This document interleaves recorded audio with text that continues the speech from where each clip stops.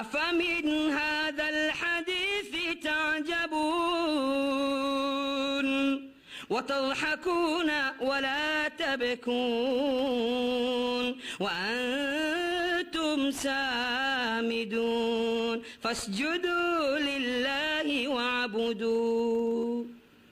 Hivi mna nini enyi watu? Hamko tayari kuizingatia Qur'ani yangu?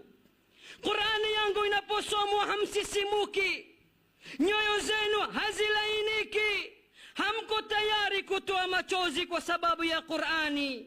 Tena cha ajabu, Qur'ani kisomwa mnashanga, hamuko tayari kutega masikio katika kusikiliza. Kibaya zaidi, wala tabkun watadhakuna, na mnacheka Qur'ani kisomwa.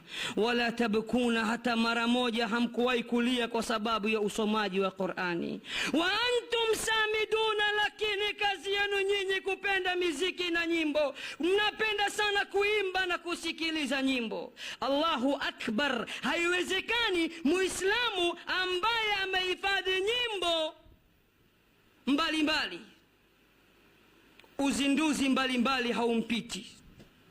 Anajua Mr. Nice anasemaje, Dudu Zuri anasemaje, Hadija Nyusi anasemaje, anajua yote, kayaweka moyoni. Haiwezekani moyo ule Qur'ani ukatulia. Haiwezekani vitu viwili vikakaa katika sehemu moja, hasa alhaq wal batil, lazima moja itakimbia. Bahati mbaya Qur'ani ndio haki, lakini Qur'ani imekimbia katika vifua na vichwa vya Waislamu hao.